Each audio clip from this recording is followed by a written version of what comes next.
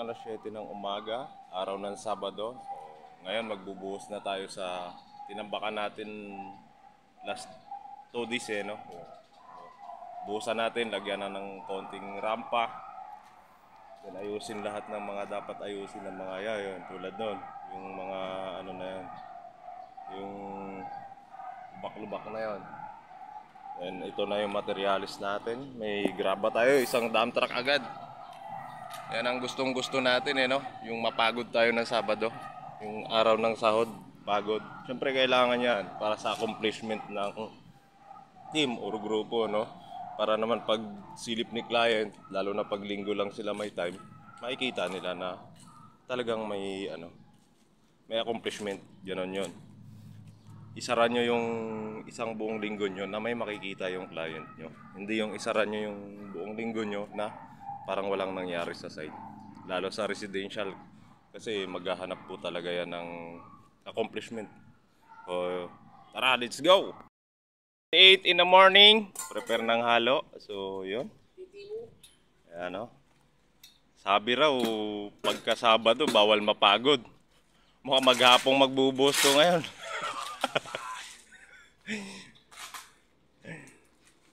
Konti lang naman yung bubuhusan. Kaso, ang kalaban natin, yun, yung ulan. Tayo ng 4 na sakong mixing, no? Para dito. Then mamaya naman yung papuntang baba para sa rampa.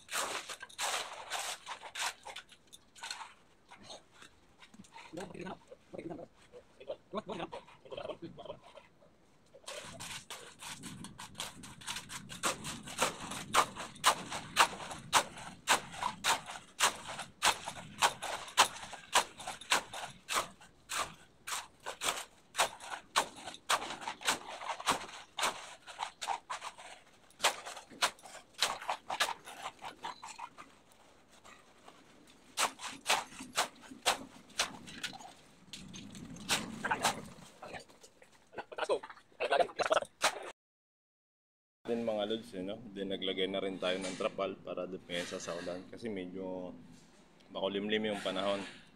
Then pagka ganito naman, maraming client na nagrereklamo, no? Lalo sa garahe nila, sa rampa nila, na hindi maayos yung pagkabuhos or pagkatapos mabuli yung leveling pa lang ng ano niya para sa clay bay or sa rampa is iniiwanan na. Dapat hindi ganon. Ang gagawin dapat, 2 hanggang 3 buli ang dapat kailangan para kuminis o gumanda yung tignan yung pagkakabuhos no? So yun lang po. Mga lods, no, pagka may extra bully kayo sa inyong mga flooring, wrap finish po ito, kumbaga, tatlong beses nyo po binoboli. Una, sa leveling. Tapos sa pangalawa, palalabasin nyo yung tubig, tsaka buhangin. Then pagka medyo matigas na, yung kaya ng apakan bahagya, isa uling bully para maging ganyan yung itsura niya. Yan. Kumbaga, pino po yung pagkakaguhit-guhit niya. Hindi kagaya ng dalawang bara lang or dalawang bully lang is malalaki yung ano no, makikita yung guhit-guhit. Then ang maganda rito na pang bully is radelang kahoy. Yan. So, ayan yung pinaka dito sa liwanag. Ilagyan kasi natin ng tarapal doon para pag umulan is hindi siya maano no, yung patak ng ulan naman ang iniiwasan natin. Pero yung tubig na dumadaloy, walang problema yun. Yung patak lang talaga ng ulan kasi kukut-kutin niya. Palalabasin yung mga buhangin.